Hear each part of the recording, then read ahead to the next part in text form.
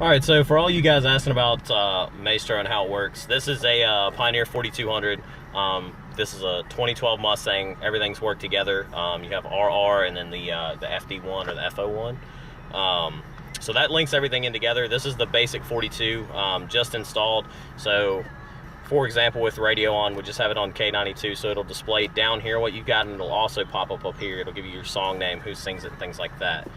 You can change through, and that'll change as well. It also gives you the station ID and the time. If you want to roll over, it's got plenty of more features. In this case, we completely deleted the climate controls as a unit since the factory unit took up this whole portion. So to get to that, it's all done through the radio. You can just press your climate button, or you can go through the radio itself. So this will give you your heat and AC controls, so you can slide or use the buttons, as well as fans. So you can do that. Still have all your factory buttons and options there, so you can turn that down and adjust that accordingly.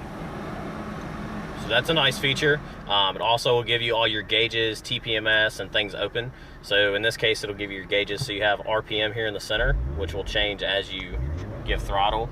Load percentage, mile per hour, intake temperature, and fuel percentage. You can go in and change that to almost whatever you want. And then you can also have two different screens there for different gauges.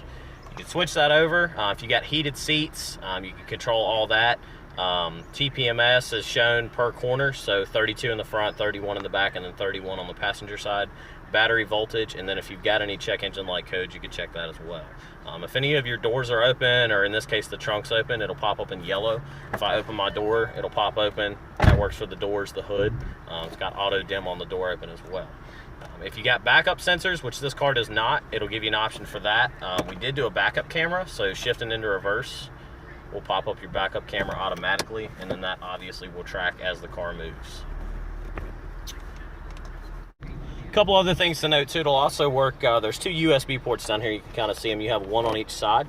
Those are both active and plugged into the back of the radio. One you can use for USB 1, which is your Apple CarPlay, and then USB 2 is Android Auto. So you've got both of those options that you can plug into anytime. And then that'll auto load up onto your home screen right up here where it says apps. That'll either say Android Auto or Apple CarPlay. The buttons up here at the top, it comes preset with climate and rear defrost. You can change these three center buttons to whatever you'd like.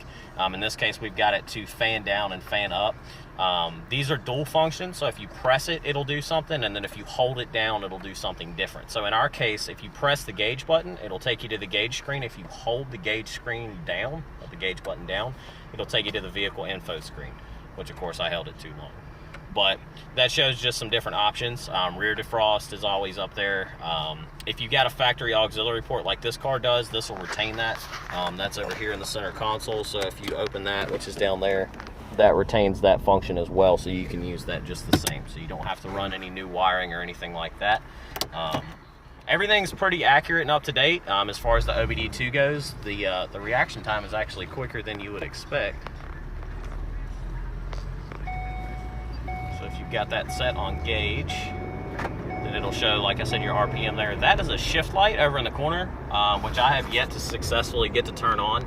Not because it doesn't work, but because I am not in my car and don't have the space to try and do that. So, but everything does react pretty well. Even in a manual transmission car, all the reverse settings and everything still flows very well. So vehicles equipped with steering wheel controls, we can set that up for you as well. This one does not. This is just cruise control on the wheel, but if you've got volume or if you've got factory sync, we can set that. Those buttons are dual function as well, so press for something and then hold for something different.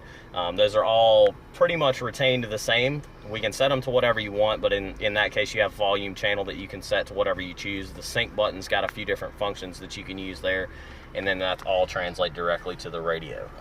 And then as far as the radio goes itself, the 4200 is a great unit. All your different car features, you can view your camera if you hook your camera up live time, which we do not, but if you hook that up power constant, you can check that out. It's got HD radio, you've got disc, so you press that down and then you've got flip open for your disc and your SD card. So you can also adjust your tilt angle while it's sitting in the kit. Rear seat entertainment, if you've got something in the back in a larger vehicle, there's a video out option on the back of the radio, so you can hit that and then you can either mirror between the two, or you can have that set completely different. So for the SUV fans, SD, Sirius XM, like I said, both of your USBs, there's a HDMI in the back, Pandora, Bluetooth, like we said, we can retain auxiliary. And then you've also got a power off feature, which is nice if you've got a power antenna and you wanted to go through like a car wash or something like that. You can power the actual radio completely off, and that'll, in that case, retract your power antenna.